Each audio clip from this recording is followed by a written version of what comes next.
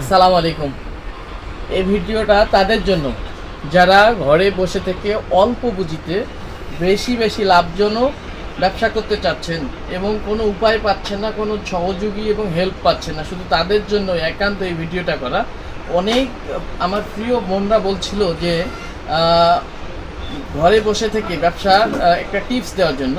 এজন্য আমরা the Mehedi zone থেকে বরাবরই ভালো কিছু নিয়ে আসি এবং এবারও আপনাদের জন্য ভালো কিছু নিয়ে আসছি যারা অল্প পুঁজিতে ভালো ব্যবসা করবেন।